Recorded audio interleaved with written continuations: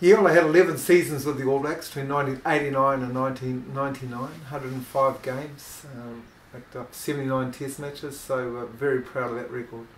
Fitness is a huge part of who I am, mainly for mental fitness, but also I think myself and Janine have a duty of care for our kids to install in them the work ethics of success. I know from a personal level, physical fitness to me is really important to who I am, you know, to how I feel mentally.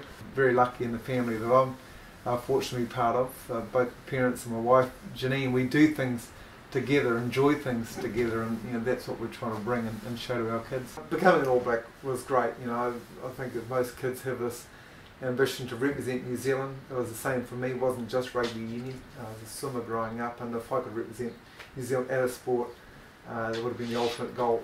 For me, it just happened, and the breaks came as rugby union players. So it's very hard to put into words how that means to represent your country, represent a team which defines our heritage. We do put a lot of time into our kids, but they're worth it. Boy, they're so worth it, and you get back in droves what you put in, and that's what we like doing.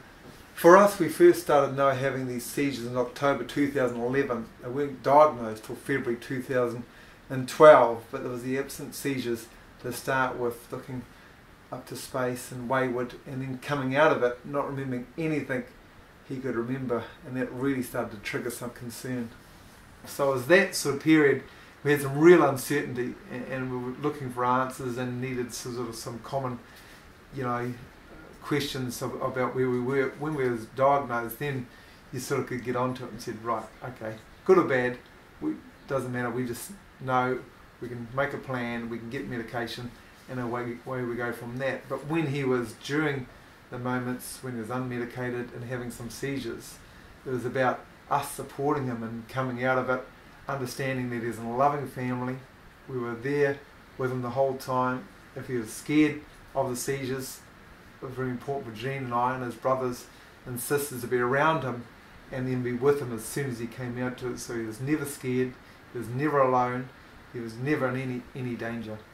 Well, it's really important to us when we were diagnosed with Noah, the epilepsy, that wasn't going to define who he was. You know, Noah's got so many other wonderful talents. He's sporty, he's funny, he's tall, he's generous, and great relationship with us and his brothers and sisters and friends. So that's sort of who he is. That's what makes him up, and we wanted epilepsy to be part of that list, but not at the top of the list. So it was really important for us that he just led a normal life like any other parent wants for their kids.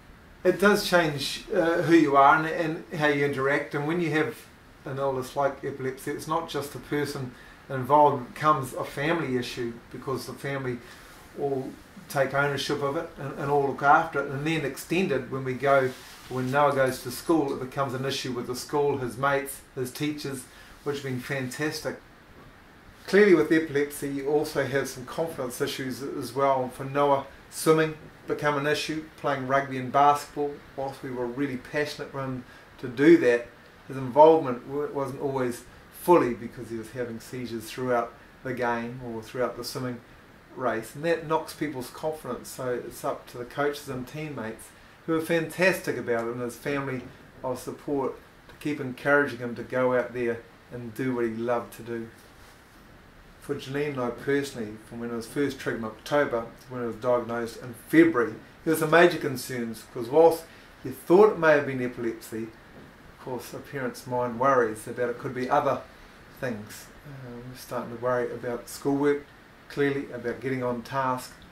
I must say, in February of 2012, when we were told it was epilepsy, we could deal with it.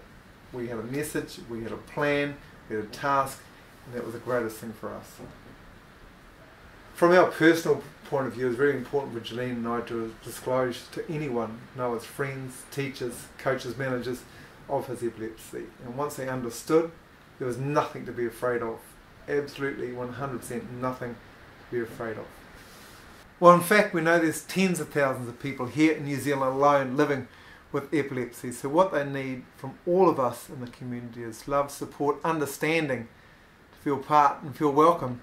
In fact, we also know there's tens of thousands living with severe epilepsy in New Zealand, and once again all of them are an important part of who we are as New Zealanders, and that's all they need to be, part of us.